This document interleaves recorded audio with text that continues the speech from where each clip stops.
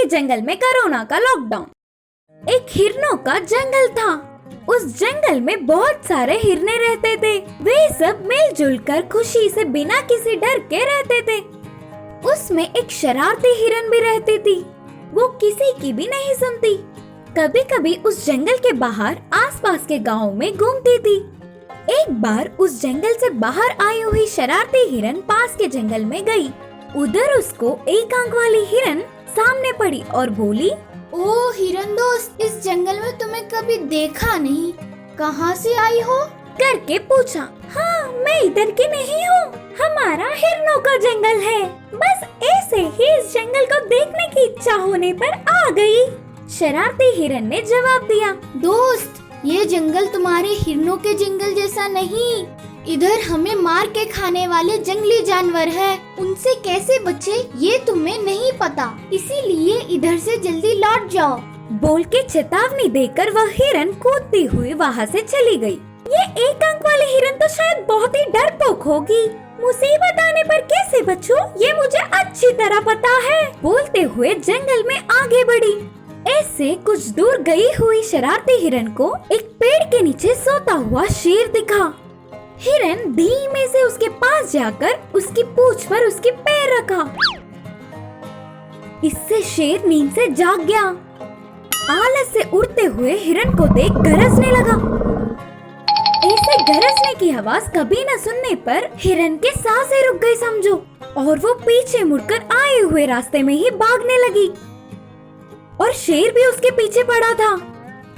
जंगल में बहुत दूर तक भागने वाली हिरन आखिर में हिरनों के जंगल के नजदीक आते ही शेर के हाथ लग गई और शेर उसे मारकर खुशी से खा गया। फिर शेर उठकर कोई नई जगह लगने पर धीमे से हिरनों के जंगल में गया। उधर उसे भीड़ों में हिरन दिखे। अब उसकी खुशी का ठिकाना ही ना रहा। अरे इधर तो मस्त है। इससे पहले कभी कभी खाना ना मिलने पर भूखा रहना पड़ता था, अब उसकी कोई जरूरत नहीं। अब तो रोज रोज दावत का भोजन होगा। सोचकर हाथ आई हुई हर एक हिरन को शिकार करते मारता गया। नई आई हुई इस मुसीबत से सारे हिरन डर गए और इधर के उधर हो गए और पेड़ों के बीच छुपकर डर डर के जीने लगे। अगर गलती से भी कोई हिरन बाहर आया तो बस शेर उसके पीछे पड़कर शिकार करता था। एक आधी रात को सारे हिरन छुपते छुपते मिले। उनके आई हुई मुसीबत का हल क्या होगा करके चर्चा करने लगे। तब हिरनों के मुखिया ने ऐसा कहा, इस शेर का नाम कोरोना करके लोगों के बोलने पर मैंने सुना था। इसके पंजे से बचना हमारी बस की बात नहीं। इतना सोचने पर भी बस एक ही मार मिल रहा है, और वो ये है कि ये शेर बिना कुछ कहे बस 14 दिन ही जी सकता है, लेकिन हम 21 दिन तक जी पाएंगे। इसीलिए हमारे सारे हिरन अपने पेड़ों के बीच ही छुपकर 14 दिन तक बाहर नहीं निकलेंगे तो बस हमें उससे छुटकारा मिल जाएगा। अगर हम में से कोई भी गलती से भी उसके हाथ लग गए तो उसकी उम्र और 14 दिन बढ़ जाएगी। आज अमावस्या है, चलो अभी पेड़ों में छुप जाएंगे और अगले पूनम तक बाहर निकल जाएंगे। अपने अपने जगहों से बाहर न आने की जिम्मेदारी उन हिरनों के बड़ों को देता हूँ। बोलते हुए सब कुछ अच्छे से विवरण किया। सारे हिरनों ने अपने मुखिया की बात सुने और वे सब घर से बाहर नहीं निकलेंगे करके वादा भी किए। उसी क्षण से रोज घर में ही रहकर भूख से तड़पे, कष्टों को भी झेले। आखिरकार पूनम का दिन आ ही गया। इससे सारे हिरन एक एक करके डर से बाहर निकलने लगे। जंगल के बीच एक पेड़ के नीचे मरे हुए शेर को देखे और बस कोरोना के अंत होने पर खुशी से चिल्लाते हुए उछलने लगे। हिरनों की खुशी से जंगल फिर से पहला जैसा हो गया। इस कहानी की शिक्षा है कि मुखिया की बात सुनकर हम अपनी सावधानी रखेंगे तो सब कुछ ठीक हो जाएगा। जंगल का राजा बना बंदर। एक जंगल में तरह तरह के पक्षियाँ और जानवर रहते थे। वे सब मिलजुल कर रहते थे। कोई भी छोटी सी भी जरूरत होने पर एक दूसरे की मदद करते थे। ऐसे बहुत सालों से उन्हें राजा नहीं था। उन्हें एक राजा होता तो कितना अच्छा होता करके सोचते रहते। एक दिन पक्षियाँ और जानवर राजा को चुनने के लिए इकट्ठा हुए। किसे राजा चुने करके बातचीत कर रहे थे। सब अपनी अपनी सलाहें दे रहे थे। तब हिरन ने कहा, हमारी महानता के बारे में कुछ दिखाएंगे। सबकी प्रशंसा प्राप्त करने वाला ही राजा होगा। हाँ, ये अच्छा है, ऐसे ही करेंगे, पक्षियों ने कहा। सबके मानने पर मुकाबला शुरू हुआ। ऐसे बहुत सारे जानवर पक्षियाँ अपने अपने हुनर का प्रदर्शन कर रहे थे। आखिर में एक बंदर आगे आकर अपने विचित्र कारनामे करते हुए नाच रहा था। उसे देख सब हंस पड़े। बंदर के कारनामों से खुश होकर सब उसे अपने राजा के रूप में चुने। ये सब लोमड़ी को पसंद नहीं आया और वो सोच रही थी कि राजा के कुछ अद्भुत गुण होते हैं। बुद्धि और बल में सबसे आगे और श्रेष्ठ होना चाहिए, लेकिन ये बंदर राजा कैसा? एक दिन वह आहार के लिए घूमती हुई लोमड़ी को एक जगह पर शिकारी के द्वारा बुनी हुई जाल दिखी। उस जाल के बीच एक बड़ी सी रोटी थी।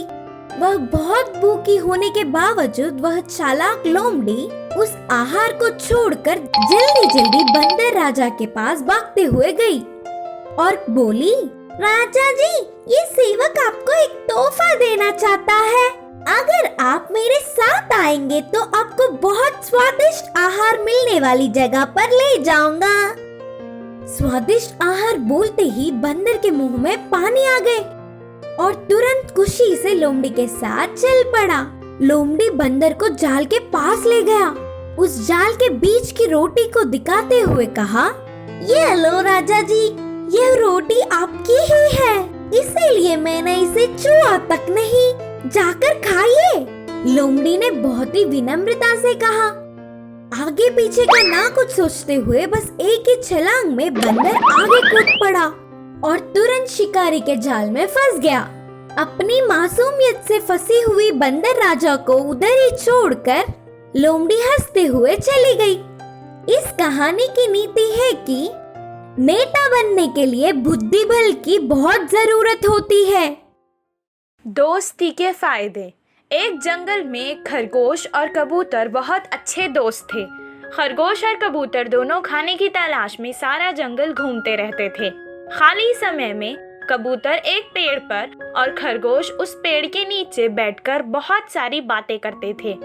एक दिन एक भूखी लोमड़ी खाने की तलाश में उस तरफ से जा रही थी। उसकी नजर खरगोश पर पड़ी। उसे देखकर वो कहने लगी, आहा! ये खरगोश तो बहुत कौला और मजेदार लग रहा है। इसे मैं यहाँ नहीं खाऊंगी, क्योंकि यहाँ से उसे मुझसे शेर या कोई और जानवर छीन सकता है। मैं इसे यहीं मारकर अपने इलाके में ले जाकर खाऊंगी।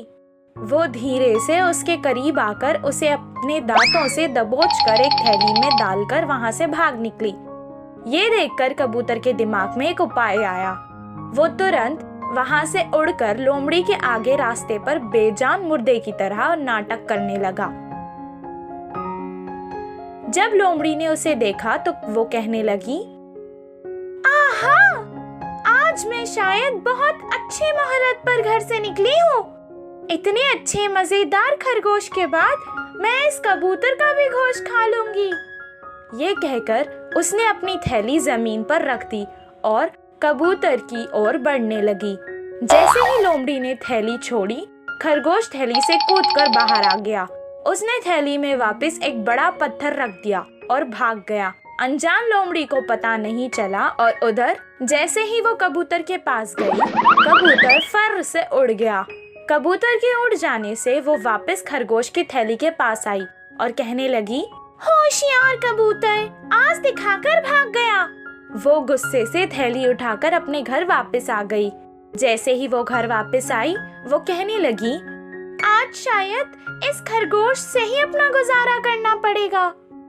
इतना कहकर वो थैली खोलने लगी। खरगोश की जगह एक पत्थर को देखकर वो बहुत गुस्सा हुई कुछ देर बाद वो उदास हो गई और रोने लगी। खरगोश और कबूतर सुरक्षित स्थान पर पहुंच गए और लोमड़ी की मूर्खता पर हंसने लगे।